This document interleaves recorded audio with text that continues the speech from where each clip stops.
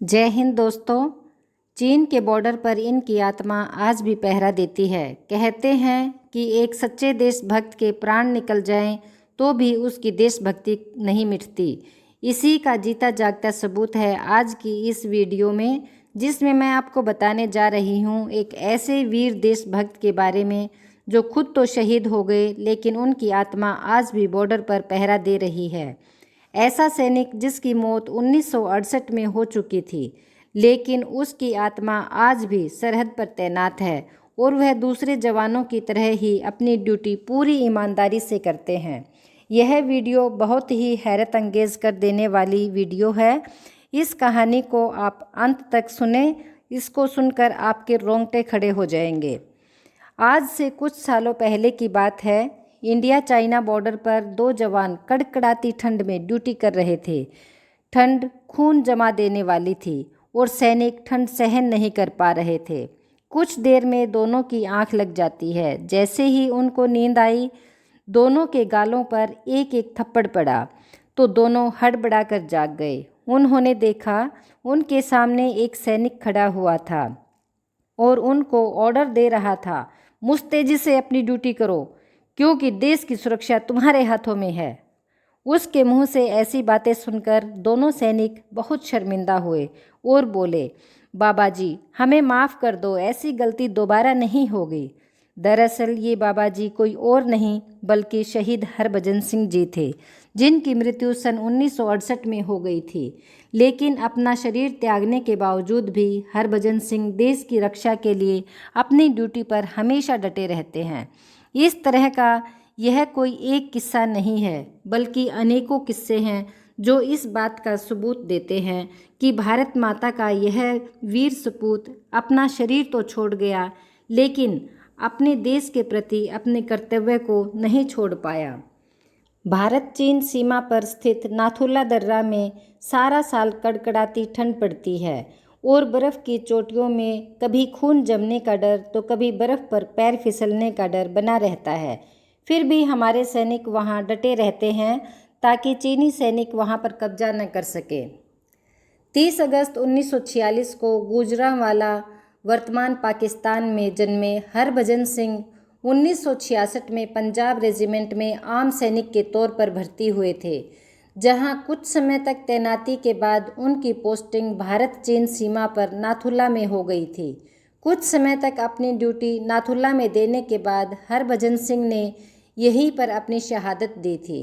वास्तव में हुआ यूँ था कि एक दिन हरभजन सिंह घोड़ों का काफिला लेकर जा रहे थे।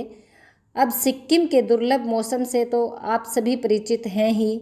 वहाँ बड़े बड़े नदी नाले और लगातार बर्फबारी की समस्या बनी रहती है।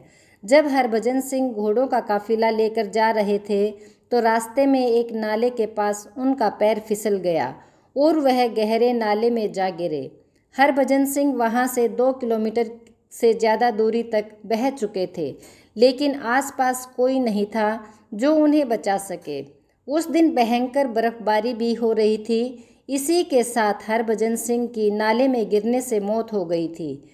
जब काफ़ी समय तक हरभजन सिंह घोड़ों का काफिला लेकर नहीं लौटे तो उनके सैनिक साथियों ने उन्हें ढूंढा, लेकिन काफ़ी ढूंढने के बाद भी हरभजन सिंह का कोई नामो निशान नहीं मिल पाया, जिसके बाद यह मान लिया गया कि हरभजन सिंह ड्यूटी के डर से भाग चुके हैं।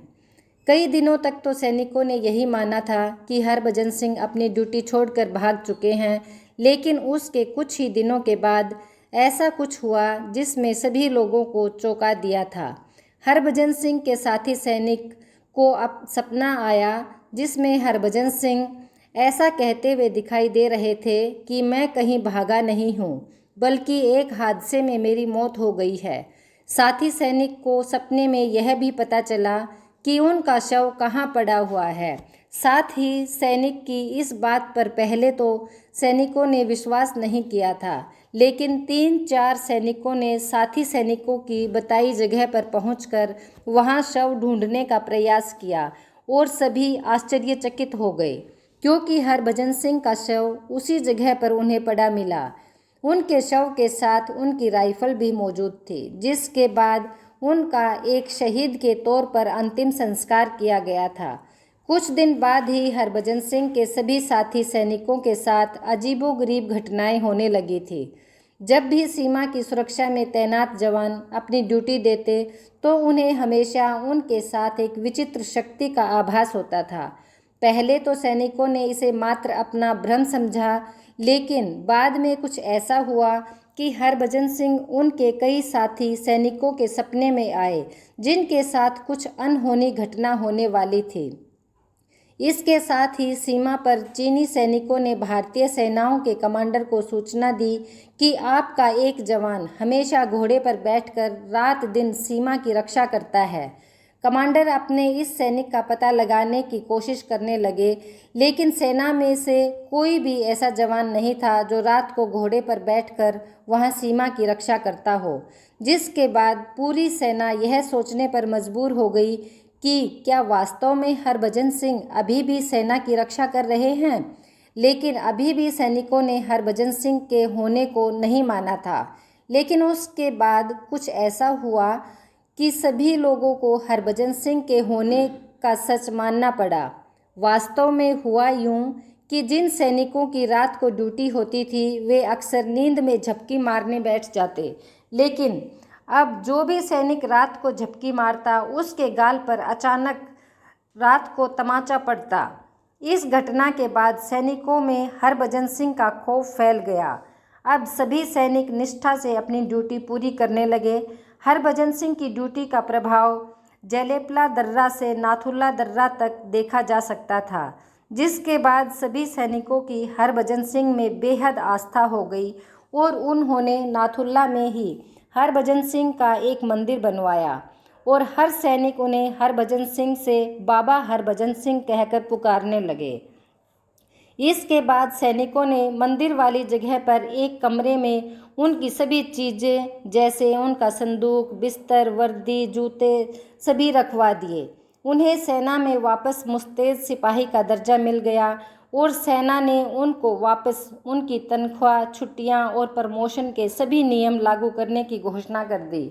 उन्हें हर मीटिंग में भी शामिल किया जाता था, यानी कि जब भी मीटिंग होती थी तो हरभजन सिंह के लिए एक खाली कुर्सी रखी जाती थी। जिसके बाद देखा गया कि सेना पर कोई आंख उठाने की हिम्मत भी नहीं कर पाता है। हरभजन सिंह एहसास हमेशा सैनिकों के साथ जुड़ा रहता था। हरभजन सिंह को सामान्य सैनिक की तरह ही छुट्टियां भी दी जाती थी। जब 2 महीने हरभजन सिंह की छुट्टियों का समय होता था तब सीमा पर हाई अलर्ट भी जारी किया जाता था। जब हरभजन सिंह की छुट्टी दी जाती थी तो 3 सैनिक ट्रेन में उनका सामान लेकर एक खाली सीट के साथ उनके घर पहुंचते थे। इसके साथ ही तीनों सैनिक उन्हें वापस लाने भी जाते थे। जिसके बाद सन 2006 में हरभजन सिंह के रिटायरमेंट का टाइम आ गया था। हरभजन सिंह जब रिटायर होने के बाद भी उनका निवास वहीं सीमा पर माना जाता है। इसके पुख्ता प्रमाण हजारों लोगों को कई बार मिले हैं। कोई भी दुश्मन हरभजन सिंह के इस सुरक्षा क्षेत्र में आंख उठाने से भी डरता है। वर्तमान में हरभजन सिंह के 2 मंदिर बनवाए गए हैं। एक मंदिर जो ओल्ड सिल्क रोड पर है और दूसरा पुराना मंदिर जो नाथुल्ला में है। तो यह थी भारत के वीर सपूत हरभजन सिंह की कहानी। उम्मीद करती हूँ कि कहानी आप लोगों को पसंद आएगी, तो इसे लाइक और शेयर ज़रूर करें और चैनल को सब्सक्राइब करें। धन्यवाद।